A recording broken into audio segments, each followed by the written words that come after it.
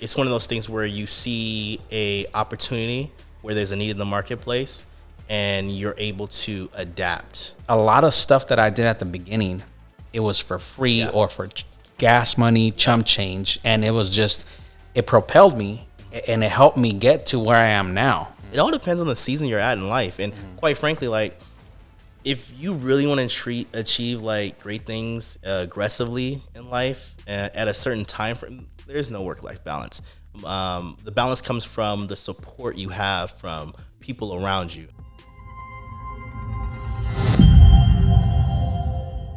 Rasheed, so I've known you for quite a while already. Yeah, it's really cool. We met in here in Wonderwall space. First, I think maybe you should share with the audience, that doesn't know who Rasheed Louis is. Tell us about yourself. Oh, man. Okay, so it's been an evolution overall. When I met you, it has. I'm still operating my marketing agency, Epiphany. We are Epiphany. And I did that for close to 13 years. Through the pandemic, went some shifts. Of course, like Wonderwall Space has always been in my back pocket. I love it. I love the space, by the way. It's a rental space here in Pomona. Runs out for like baby showers, bridal showers, all kinds of different things. So it's always been in my back pocket for things. Currently, where my focus is at is my staffing company. So Syndicate Legal Group. I own that with a partner. We do domestic and international staffing in the legal space, primarily in the area of trial attorneys, and then also some support staff offshore as well too. And of course, the TV show stuff with NBC, Palm Springs, that's always a fun outlet as well too. And so, fun. Man. So it's been the evolution. I've pulled you into a few things as well too. Yeah, no, over the years. So that's who I am on the professional side of things. And the personal, I'm still working that out. So you do work out. How often are you working out? Oh man, now that's a good question too, because I think it correlates more so of like my workload. Like so. When things are crazy with the business, guess what? I'm working out at least like 5-6 times a week because I need that outlet. Yeah, stress relief. Exactly. Okay. People have other things and stuff. For me, that's what I was going to ask you. Yeah. So how often you're working out? Because that's crazy. If you see me yoked up on the street, it's because things are a little crazy on the business. So yeah. Okay. And so when the business is kind of like steady, you're good, you're not as stressed. More relaxed type of kind of energy. Business is kind of stressful. I'm going at least 5-6 times a week. When everything's kind of cool, I'm going at least like 3 too. Yeah. Okay. Yeah, I'm doing the 2 to 3 times a week right now because of business, because it's crazy right now. And you know it, like we've shot already.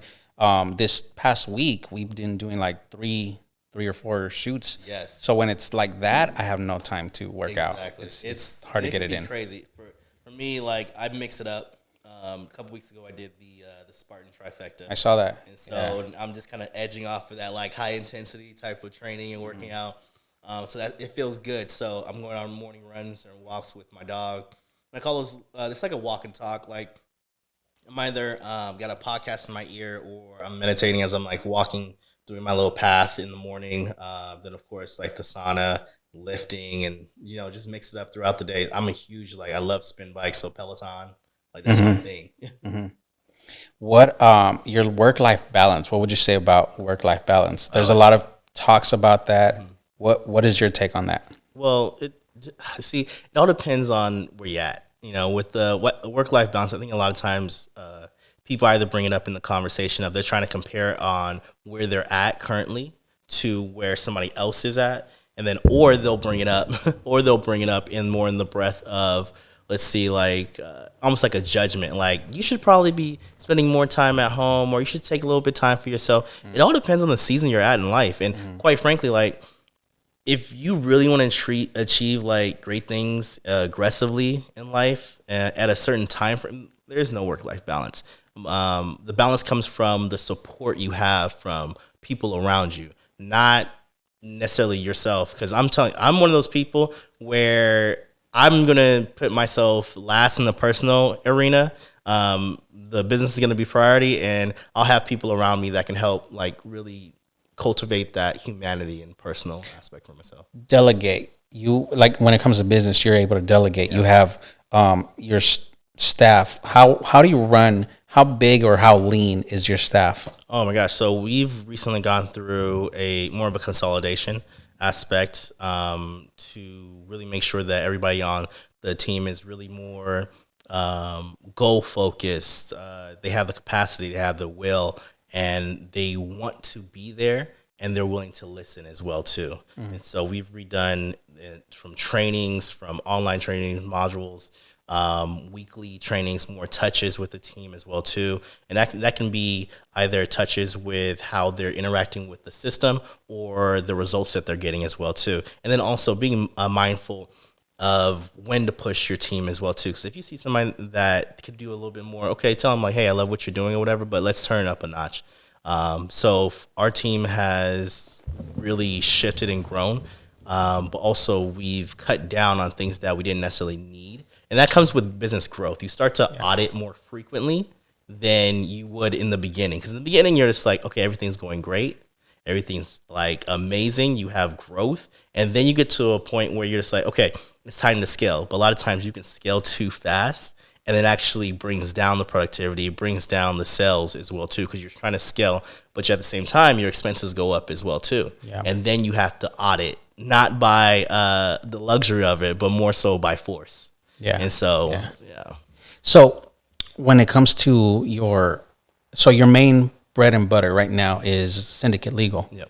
What are the challenges you've faced, maybe recently or sometime in the past, or even at the beginning? How old is Syndicate right now? Syndicate is going on, I want to say about 4 years. How'd that come about? So Syndicate came about, it was really the pandemic. The pandemic had everybody kind of thinking about what they want to do next. And for me, I had come off of a really good business year for Epiphany, and I had a lot of cash, laying around, if you can say it. And I thought to myself, this would be a great time to transition. This would be a great time to kind of try something new. Yeah. Like, you have time. The world is literally on pause. It is. It was. You can play around with a lot of things and get a lot of things off the ground. Mm-hmm. And so the name of the company wasn't even Syndicate to begin with. The name of the company was Variable M, and it was going to be focused on tech staffing. So I've always had this thing with tech, and also like the whole idea of like the VC world, and I wanted to be in that arena playing with that. You're the brains of the operation. I've noticed a lot that you're really just the brains of the operation, and you kind of sit and first on an idea, you think about it, and you really brainstorm it and map it out in your head or notepad. I always see you kind of like, I'm a tinkerer. So I run the operations for the company. Okay. Overall, and that's where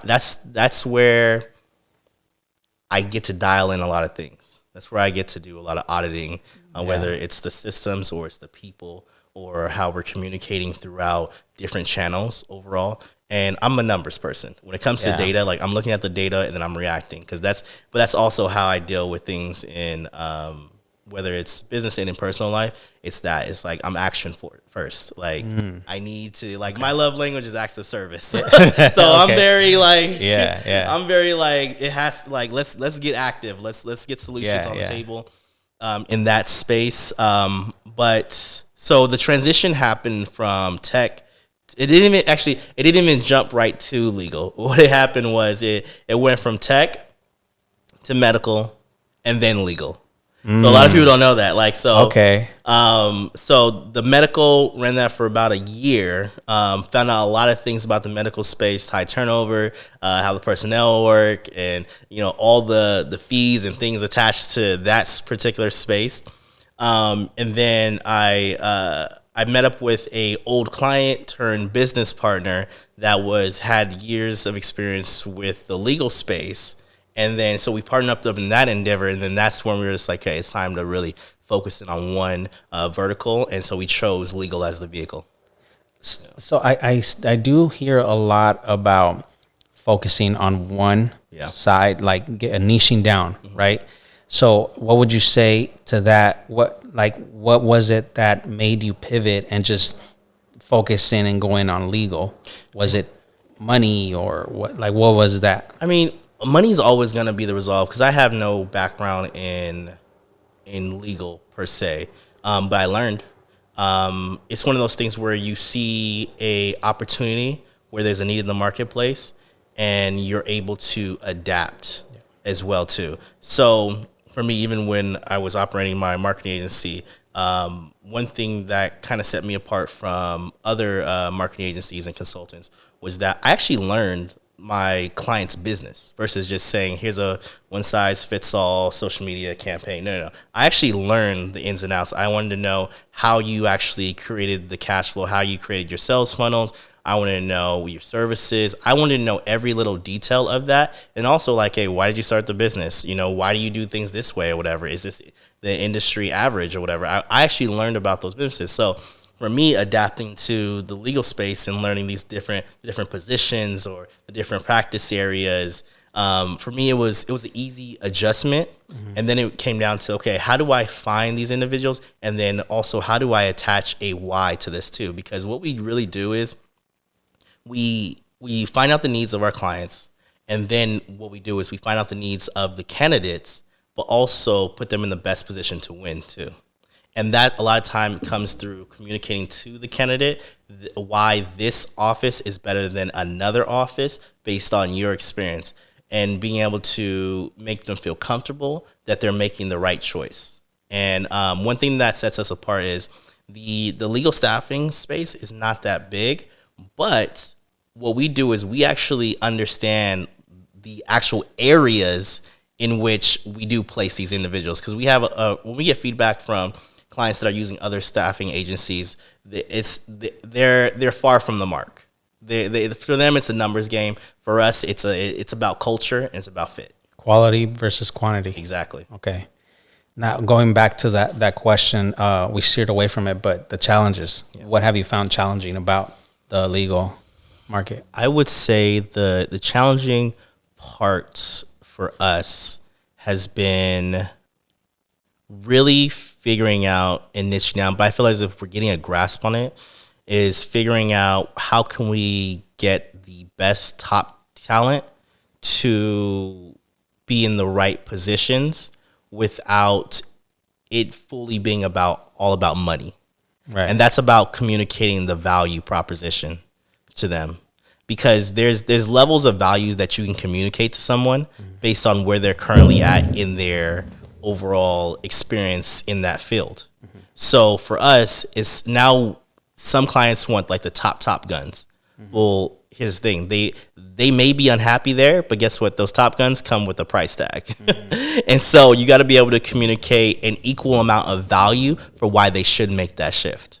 And so for us, it's been strengthening up the story, the communication, and also the value that we represent from not only from the client to the candidate and vice versa. So how did you identify that? What the feedback that you got? Is that what you? It's all feedback. It's all feedback. But also sometimes the client themselves don't actually know what they want until they see it. Okay. So you have to be able to understand it on both ends as well. And so that came from the feedback, that came from what we started seeing in the market. A lot of it's data driven, a lot of it's just communication as well too. When did your business grow? Oh my gosh. So it was the second year we started seeing massive growth. Because, it's different from, let's put it like this. You go from making, I remember our first check ever was about $6,000. It was about $6,000. That was our first check ever. Mm-hmm. Framed it, cheesing, the whole thing. Right.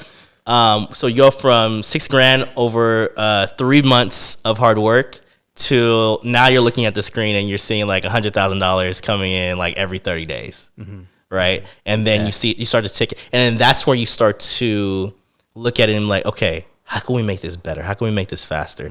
Mm-hmm. What are we not seeing? Start tinkering with it. And then when you start tinkering with something, a lot of times it may not go up.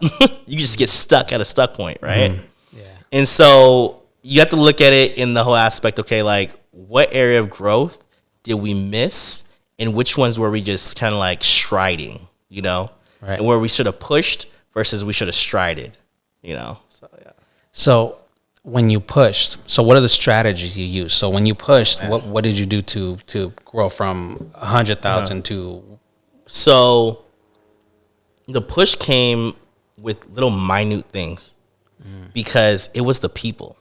It was like, what did our people know? It's people driven. It was people driven. So we started pumping more value and paying more attention into our people versus the overall systems. You still need the systems. You need the systems. You need to be able to measure. And we measured. Like, after we added value to the people, but we also made sure that, hey, these are the measurements and the success metrics that you have to follow, and these are things you need to hit. But when we started pouring into the people, because the first thing that happens when you start to scale, you're adding more people to the team, but what you're forgetting is like, okay, you're saying, okay, here's a system over here, here's success metrics, but because the systems grew or whatever, the talent and the skill set for the people did not grow as well too. And so now you have a mismatch in the operation, and now you have to balance that out. And so for us, it was that whole aspect of, okay, what's outpacing which thing, but then also where are the areas that we're not paying attention to. How did you come up with like the innovation in the staffing world for legal? So the innovation came on. It's really on the back end. So So what we do here in the States is pretty straightforward. Okay, it's pretty straightforward in the regard of we source the candidate, we help facilitate the introduction to the law firm, but a lot of times we help the negotiation along as well too. Like, what does both parties want? You know, maybe it's like extra fees, maybe it's vacation time, maybe it is the salary that's an issue. Like, how do we bridge the gap based off of, one, what the firm's willing to pay, and then also what the candidate is willing to take based off of their lifestyle, right? Now, our back end, that's where we're different in the aspect of what we do internationally. So like what we do in like Latin America and other places in the world. We have a school. We run a lot of legal professionals that may be attorneys in their other countries, and they work for us as support staff. So they have the legal knowledge and background, but they're working as paralegals and case managers here in the States for law firms here. And so before we even give the introduction there to be support staff here in the States, we have a school that allows them to touch up on certain practices, laws, discovery, intake. We go through the entire gamut. Even we do conflict resolution, we do communication. I mean, we're going through everything with these individuals before they even do the first interview. Have you had any pushback from clients? Absolutely, because it's one of those things where before it was like taboo. Oh, you have people offshore doing this. Every law firm now does it. It's just the educational aspect of it. So it's the more they know about it, the more they're just like, okay, we got to do this too. Especially if they hear that ABC law firm down the street has 10 of these individuals and they're working remote for them, and they're growing based off of, we're lowering overhead for these law firms. We're bringing in skilled individuals. We're bringing in people that are going to actually put in the 8 hours a day to work consistently. A lot of these individuals that we're even staffing offshore, they're team leads for individuals that are here in the office in the States. What made you want to, like, where did that idea come from, where you said, okay, we got to build a school? So the idea was a mixture of things from my business partner, and then our business partner, and then also a mentor of his as well too. It came from that component, but also it came, okay, how are we going to actually materialize this? So my background in marketing, I built schools before, training programs, all kinds of different things. So it was a combination of ideas and technical know-how to really focus on how can we build this out to be specifically for what our needs are. I mean, even now we have a school internally for our recruiters to run through as well too. Oh, okay.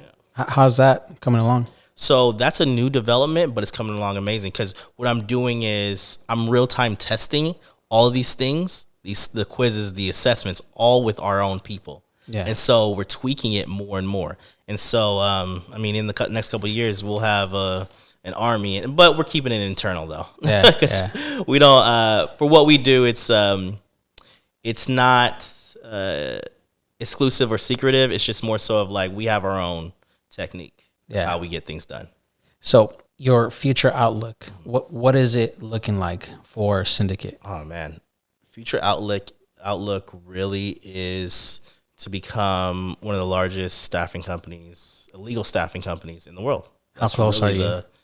We're very far from that. Yeah. But the thing about it is we are creating a large enough foundation to make sure that when we get to that point, it stays for quite a while. Yeah. What is your top advice to give any entrepreneur? Oh man, focus on one thing. Think about it, because I would say this, like over the last couple of years, like I've run different businesses, but also I still have my hands in certain pots as well too. So you're those stream of incomes, if you're good enough, you'll always have a stream of income. Like it just won't be one business that you can make money in. But if you focus on one thing, all those other things will come. But you have to just focus on one thing. And then also, don't think that everything has to be perfect from the beginning. That's what kills so many great ideas. That's what kills so many people, energy, capacity-wise, all these things across the board, because they think that it's supposed to look perfect. Just go in with the aspect of like, okay, like it's not about how it looks in the beginning. Just get it done, get it started, you know. And then from there, you'll start to see it really materialize. But if you're building it because you want to be flashy to everybody else and you need it to be perfect from the beginning, you're going to struggle, like even more so than you need to, because there's always going to be struggle there. There's always going to be sacrifice. And if you're not willing to sacrifice, then business is not for you, because they can get ugly. So you did mention you have your hands in a lot of other things. So venture capitalists is one of the future outlooks for you. What other things are you looking at, and how do you assess that? Like what you want to be in? Is it passion, or is it what drives your motivation to want to have these different avenues? It's really the capacity to do. One of the things that, for me, I'm a giver. You know, one of my prayers is always, you know, Lord bless me so I can be a blessing to others. So the more resources and things that I have access to allows for a better life for not only just my family, but also the people that I want to impact while I'm here on earth as well too. So that's what truly drives me to be the one, you know, be the one that creates change, to be the one that's an agent for change. Truly that. It's like I'm here to create an impact. So that's what drives me. Intentional movement. Movement. That's what you came up with, right? Yeah. So what led you to come up with that? Is just your personal, just wanting to. I think it was a conversation that me and you were having, and the whole conversation of like, okay, what's the purpose of this podcast? What's the purpose of everything that combination of the things that we both do? Intentional movement's about the intention behind what you do and why you do it. Even within creation, before you can create, there has to be an intention. So if you don't understand why things aren't happening for you, it's about getting clear on the intention on why, and then you can create. Because I think the biggest thing is intention weaves and flows through our communication, how we look at things in this world, and really the way that we even communicate to one another on our needs. So if somebody's yelling at you, the question must always be is like, what's your intention through this act of communication, and why are you doing that? Once you figure that out, then you can figure out that you may not be talking about the same thing. Yeah. What's the biggest lesson you've learned in business? Ooh. Like you know what? I learned my lesson. I'm never gonna do this again. I'm going this direction. For sure. Run to conflict. I will say that. What's that? You gotta build up enough reps to be able to address conflict when it happens. I would say that, because when you're bound to fuck up in business. Okay, Yeah. this is just whether, I mean, just today, lost an account, nothing that we did as a company, but something that someone we hired, they decided to leave. That had nothing to do with us. And the attorney reacted a certain way, and then that was the end of that account. Now, guess what? It may not be my fault, but it is my responsibility. Of course. So I still have to have that conversation. Yeah. I still have to take accountability for these things. Yeah. And a lot of times you got to run towards the conflict and have those conflict conversations. And that's also in your own personal relationships in life too. Yeah. You got to be able to have those collision conversations so that you can get the result that you actually want. Yeah. And the more you focus and hone in on that, then the more you're going to grow as an individual, but also the more you're going to grow just in business. Yeah. I've been trying to tone it down a little bit. What I mean by that is that whenever conflict comes about or something is going wrong, whether it be in my personal life or business or anything, back then I would act more emotionally, like passionate. And when I speak, or when I talk to somebody about this, it came off as me being rude, or it came off me being very passive, me being very like, why are you talking to me like this? And I didn't realize that because I was just so passionate about, okay, I need to fix this, or I need to, like, what are we doing here? Yeah. Whereas now what I'm trying to do, I'm actively, like, I pause, I think about it, and I ask questions, and I try to find a resolution by asking first before I speak my mind or try to get a message across. Because, man, it's dealing with different types of people and their whatever they're going through, or however it could be like very like it's stressful. And that's I mean even in that process, you have to listen to understand, and then you have to speak to really communicate to where they're coming from. I used to always live by this motto of, like, okay, is this a conversation about a solution, or is this a conversation about you just wanting to be heard? And a lot of times that comes off as rude. But there's truth in that. But a lot of times you have to be mindful and read the room of how you're communicating something, whether it's conflict or somebody just wants to tell you. Because here's the thing, I even early on, right, I would even lose business relationships based off of that whole aspect. Because one, you're apologizing for things that you don't even apologize for, right? That's a big no-no. But you have to be understood. And then also, when you do that, you're not actually hearing that your client isn't trying to fire you. They just want a solution. Yeah, get them the solution, because they don't even want to hear it. First, and that's it. Just get them the solution. So sometimes I'd have to be mindful of, okay, they don't even want to hear sorry. Some clients don't even want to hear sorry. They what are you gonna do? What are you gonna do to fix this? Because you saying sorry to them is gonna piss them off. Have you been in a position where you couldn't find a solution? Like, what was your solution to no solution? Oh my gosh. Okay. Well, man, this actually changed the trajectory of my business, right? Okay. I can't name names because people are gonna be like, "You fucked that up." Okay. Yeah, right. Okay. So I'll talk around it. All right. Okay. So, a client, this is years ago with the marketing agency. I got flown out to do this 3-day speaking engagement. I was gonna be there for media support, with my team, the whole thing. I had we recorded the whole thing. It was a 3-day thing or whatever. This 3-day thing in particular, this person is a giant in self-development. Like, if I said the name, who it is. Okay. And the drive that I had,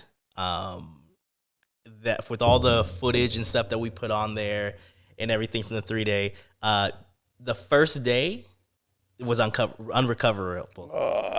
And so I spent hundreds of dollars trying to recover the data on this disk, and I just couldn't, because it got fried. I don't know how this, the memory disk got fried. It just got fried. And so there was nothing I could do about this, like nothing. and the client had been asking for the content and the B-roll and stuff for about. Did you get paid already? Did you get paid ahead? I did. Yes, I got paid. I got paid. So, Wait, hold on. Let me ask. Yeah. Was that money gone? Oh, at the time, the way I was operating business. Yeah. Oh yes. Definitely. Oh yes. Okay. Oh, definitely. The money was gone. Like, it was going to hurt if you had to pay it back. Yeah. The way that I was operating, yes, definitely. Because I look, when I do business, I do business this way. It's just like I want my money up front. Yeah. Okay. Yeah. But this time it hurt me. But let me explain what happened. So, the disc was unrecoverable. Right. Huge name. So I'm like, people claw to try to work with this person. Okay. And it was unrecoverable. I took it to multiple places to see if they can recover it. They one place even quoted me. I think it was like $1,500 just to open it up, with no guarantee that they can get the stuff back. Okay. Dang. So for 2 weeks, the clients asking me about it. I'm trying to buy time at this point. I'm just like, oh, I haven't got to a chance to look at it. Blah blah blah. But all the time, I'm sweating bullets. Like I'm having all kinds of anxiety attacks to everything. Going through it. Yeah. Right. And then finally I just broke down after like 3 weeks of running around. So I created so much anxiety, not only with myself, but with the client and the whole thing. And I said, hey, this is what happened. We don't have the first day. And all I have is the audio for it and the whole thing. Do you know what the client said? He said, okay. He said, this thing's happened. He's like, these things happen. So you should have just came clean. No, he just stripped it, took the audio, and that became a product. Just no video. My whole podcast. Thing, yeah.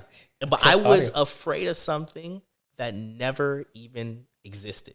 But at the same time, I should have just ran towards the conflict. I should have ran towards the problem. Yes. And imagine if I had spent those 3 weeks working with the client, of trying to figure that out. The solution. Yes. The solution. But I will say this. Through that whole process, but me finally coming clean or whatever. Now, I didn't work with him for like a couple years after that or whatever, but he called me and we did an amazing project together. And we did multiple amazing projects together. Mm-hmm. But in the back of my mind, I still felt that guilt. Mm-hmm. I still felt that guilt. Mm-hmm. And the guilt was there because I delayed a solution. Yeah. And I was afraid to come clean about a problem that I had. Like, there was pretty much at the end of the day, it's like there could have been time spent finding a creative solution on that versus me hiding about the whole thing. Yeah. So, yeah. Dang. Yeah. Okay. Let's go back to that. You said people would be people would want to work with this person. Oh, this guy's a legend. Okay. Yeah. So how did you work with him? Like how did that happen? Relationships. Okay. Relationship. It was a lot of small things. And this is another thing. So I know a lot of people, especially in this generation, like, oh, don't do anything for free work. Don't do any of that stuff, whatever. A lot of times you have to assess the opportunity and see, okay, what exactly is the opportunity here and who am I going to be working with too? Because a lot of times the opportunity is to work with somebody of character so that they can introduce you to a higher level of deal flow, a higher level of exposure, mentorship. Because I got mentored in the whole process as well too. And so you get exposed to these different levels of things that will allow you to grow as an individual. A lot of times it's not even about the money. And I know people, this is like a whole like taboo thing to talk about, but I don't believe in paid internships. Let me tell you why. Because when you're getting paid to be mentored and to figure out things on somebody else's dime, you're not actually learning. You're not actually learning. Yeah. And I remember when I was first getting mentored and I needed, guess what? I went and did like odd jobs. I went and did other things or whatever so I can just focus on what was being taught to me. Yeah. And that's landed me mentorship from some amazing people that I otherwise wouldn't have been able to really focus on if I was like, okay, you got to pay me to do these things or whatever. And I mean, it pays dividends. Yeah. You know?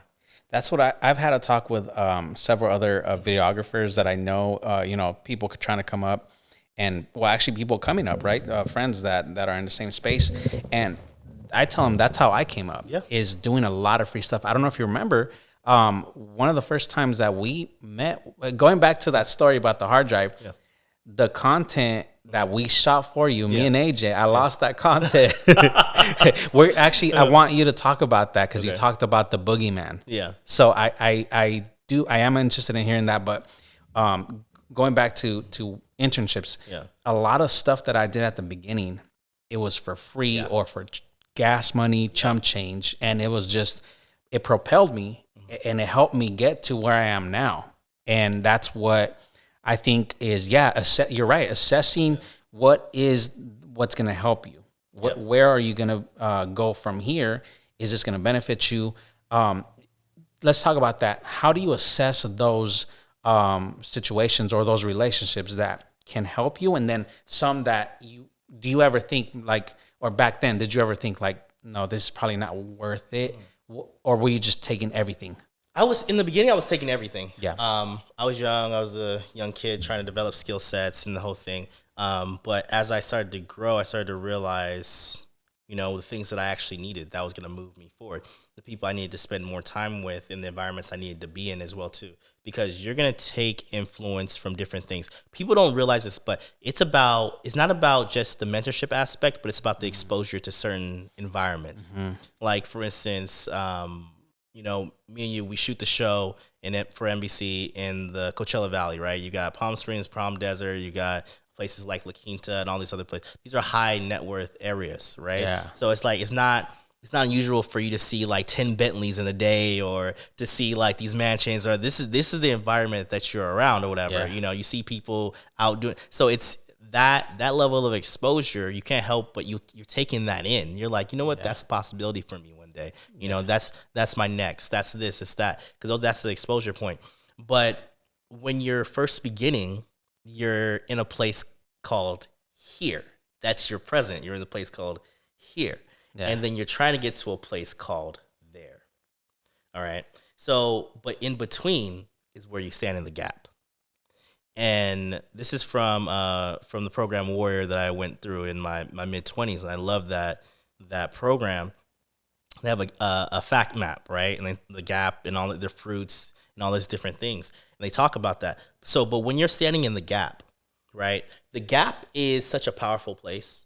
People think that when you're in a place called here, a place called there, whatever, that it's you get discouraged because you're like, when is this going to happen for me? When am I going to do this? Who must I become, right? But when you're standing in the gap, that's a powerful place, because now you know, and you can take the time to self-audit and say, these are the things I need in order to become. These are things I get to work on right now. I need to be surrounded by these people. I need to learn how to think this way. I need to learn how to communicate this way. I need to learn how to change my perspective, or I need to change how I look at myself, whatever, because my higher version of myself in a place called there does not operate like this. And that, a lot of time, that's where you get to develop skill sets, perspective, but also your alter ego as well too. And so when you get to a place where you have these things dialed in that gap space, your alter ego and your higher self will always pull you towards the place called there in an accelerated manner. Has there been a time where you felt like imposter syndrome was like, how did you manage that? And how did you overcome that syndrome? That's every day. I mean, that never goes away. The voice just gets quieter. So there's things when I wake up in the morning, right, and I am getting dressed, I'm getting ready, I start my morning routine. I gotta stretch out because because like when you're stressed out, you sleep tight, right? Or you just need to prep your body to go out into the world. Mm-hmm. You gotta prep your body, prep your mind. For me, that fear always is, can you keep this up? Like, can you keep feeding the beast? Are you doing enough today? Like, or it's the question of, have you done enough? So that voice is always there, because that imposter syndrome, because as you kind of walk, it's from the people you interact with, the places you go. I've created an environment that, like going back to what we were talking about, the environment that serves you, I've created an environment that serves me and pulls me towards that higher version of myself. So whether it is certain memberships that I hold, or it's certain people I get to talk to, or certain people that want to talk to me, or it's giving that opportunity space as well, to holding that opportunity space so that I can have conversations with those individuals, right? Or it is how I dress, how I move. I'm creating and cultivating this story every single day. I'm living a life by design, by the resources I currently have, but also the ones I'm stretching for as well too. That's how I push back and say, these are the facts of my story, not the fears in my ear or the things that don't even exist. I'm reinforcing that every single day and saying, oh no, you are good enough because of this, and this. Oh, you are this is working because of these are the results. The results. Yeah. Yes. So it's like whenever I feel like that voice is creeping up or getting too loud versus my environment, I got to lean back and say, no, these are my results. Yeah. You can't take that away. Yeah. Love that. That's great, man. So in closing, I think, you have this just wealth of knowledge. I know you have your own philosophies too. And you actually have a few quotes that you wanted to share. And then, so share with me and the audience your quotes and then your philosophy behind these quotes and how you a lot of, for me, this year, I always said to myself that, okay, when I get to a certain point in my business, then I'm going to get tattooed, right? My mother freaked out. I got an African mother. Right? She was like, "Oh no, not you! Why?" Right? Yeah. From where, Ghana? Yeah. So what I did was I made sure that every quote that spoke to me of who I am, that literally that rotate and take up space in my mind 24/7, I tattooed on me. Yeah. So whether it is, from Warrior, if the king doesn't rise, the kingdom dies. I love that. Right. I love that. Yeah. The obstacle is the way. I got Bible scripture, Isaiah 63. Nations will come to your rising and kings to your dawn. Let's see. I will become what I know I am. And then this is one that I developed when I was 19 years old into my 20s. It is your purpose never changes; it only evolves. Yeah. So these ones have shaped who I am. A lot of them are about accountability, perseverance, and then the ability to create your own reality. And so for me, this is these aren't just words. These are like my creed. This is how I live my life. And anyone that knows me, they'll tell you, like, the obstacle is the way is for sure. Yeah. Like I'm gonna get it the hard way. Like I always do. And so whether, it doesn't, obstacles don't scare me because I'm going to lean forward. I'm going to sit up. I'm going to lean forward. I'm going to lean into it. And find a solution. I'll find a solution Run to always. Conflict. And I always tell people this. It's not that I don't have a solution. It's that I just don't like the solutions I have in front of me. So I'm going to have to pick one. But I don't live in that space where there's no solution. There's always a solution. It's just, I just don't like my options right now. But I'm going to have to choose one.